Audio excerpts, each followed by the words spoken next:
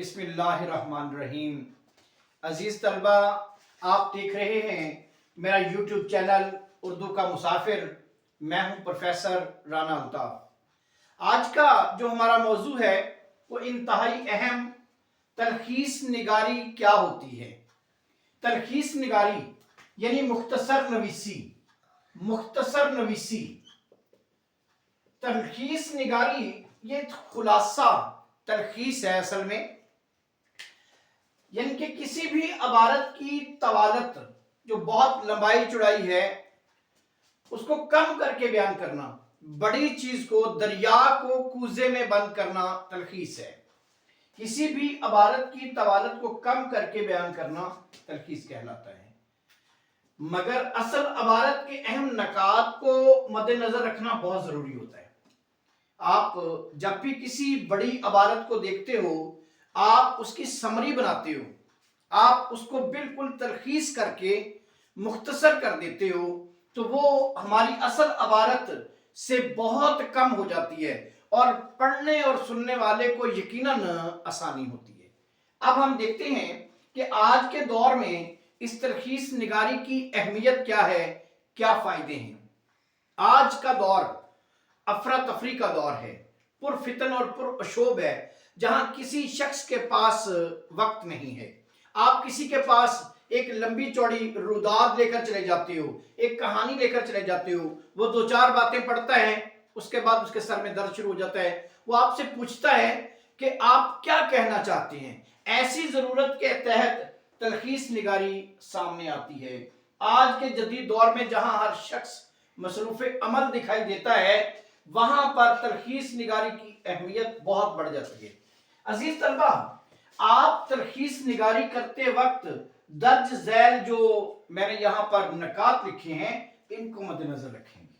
तलखीस निगारी करते वक्त आप देखेंगे, सबसे पहले आपसे कहा जाएगा कि इस इबारत का उन्वान दीजिए। आपने इसका बेहतरीन करके एक उन्वान की सूरत में मौजू देना होगा। ये ज़हन में रखें कि मौजू आपका कोई जुमले की सूरत में नहीं होना चाहिए।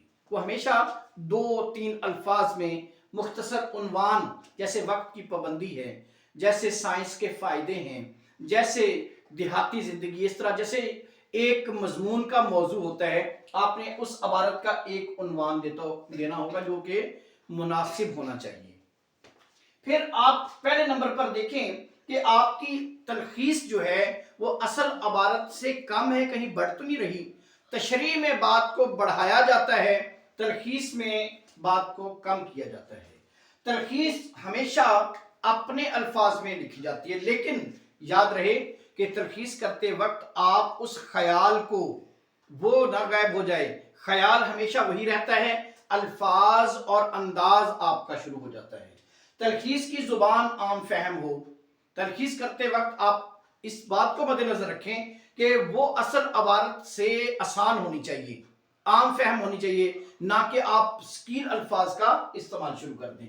फिर तलखीस में जो आप वाकयात जो आपने नोट किए हैं, असल इबारत को सबसे पहले पढ़ना होता है, उसको पढ़ के खत कशीद करें। अहम उन्वान जो हैं वो अहम नकात निकाल लें अलग से करके, फिर उनके मुख्तसर जुमले बनाएं। जुमला हमेशा मुख्तसर होना चाहिए, लेकिन तलखीस का एक असूल है कि आप जुमला जब बनाते हो तो वो जुमला दूसरे जुमले के अंदर पैवस्त होना चाहिए, उसके साथ जुड़ना चाहिए, यानी कि रब्त और तसलसल का कायम रखना बहुत जरूरी है।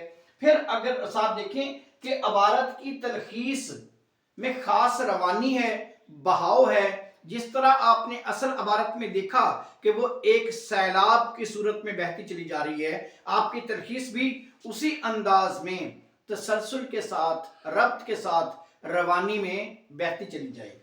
अच्छा, फिर इसके बाद असल इबारत अगर किसी मुकालमे की सूरत में आपके सामने आ गई है, तो आपने हमेशा अपने अल्फाज में उसको तहरीर करना है, आम इबारत की सूरत में। और फिर इसके बाद एक और चीज कि जब आप तलखीस कर रहे हैं, उसमें से असल इबारत के अंदर से कोई नुक्ता छूटने ना पाए।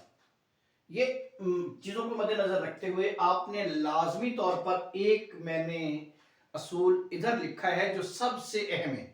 ये एमसीक्यूज में की सूरत में भी कई बार पूछा गया है। آپ نے لازمی طور پر مد نظر رکھنا ہے کہ تلخیص اصل عبارت کا 1/3 ہوتی ہے۔